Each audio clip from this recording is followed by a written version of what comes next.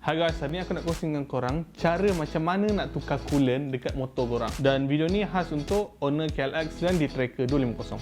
Jom. Okey, pertama sekali kenapa aku nak tukar coolant ni, sebab tank coolant aku dah reput. Sebab perubahan cuaca kan, panas sejuk lama-lama tank coolant ni reput jadi macam biskut. Satu lagi sebab lepas pakai motor ni lebih daripada 7 tahun, aku tak pernah tukar air coolant dan dah halang kan. Tukarlah sekali.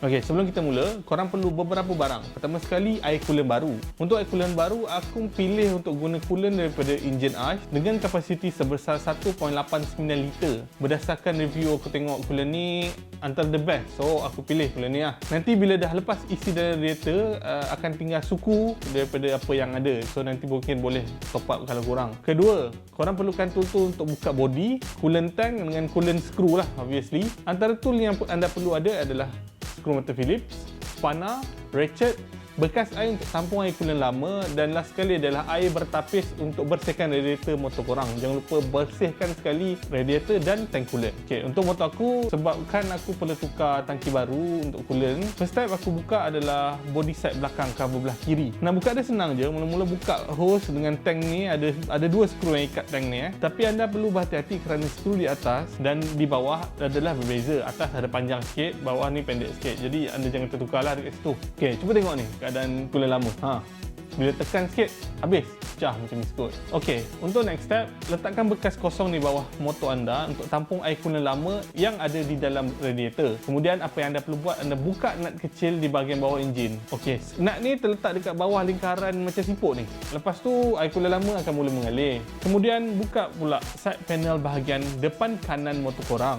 Okey, dan gunakan skru mata Phillips untuk membuka skru yang ada pada cap radiator ni. Lepas buka cap radiator, akan keluar lebihan air radiator lama. Okey, kemudian anda hanya perlu tunggu untuk air coolant tadi habis. Aku sarankan korang untuk tegakkan motor korang ni untuk keluarkan lebihan air tadi dan goncang sedikit. Okey, next step apa yang anda perlu buat adalah anda perlu cuci radiator ni dengan menggunakan air yang bertapis tadi.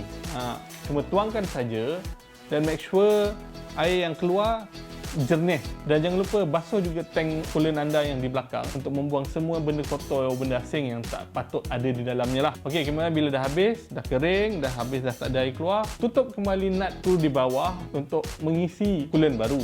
Lepas bersihkan, kemudian buka coolant baru dan tuang saja ke dalam radiator.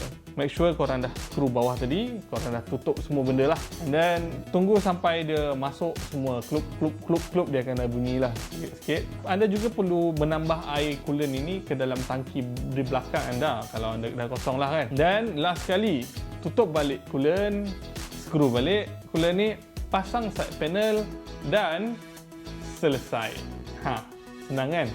Jadi sampai sini je lah video untuk kali ni. Aku pun saja-saja je nak buat video ni. Kalau korang suka video ni, jangan lupa like, share dan subscribe. Mungkin aku boleh buat lagi banyak video konten mengenai motor ni. Sebab ni sebenarnya adalah side channel aku. Aku ada channel yang betul, main channel lah, MFBK Tech, yang mana kalau korang nak support, korang boleh subscribe kat sana juga. Saya tengah nak capai 1000 subscriber sekarang ni. Kalau anda boleh tolong, apa kata anda subscribe sekali. Okey, jadi sampai situ saja video saya pada kali ini. Stay safe. Peace.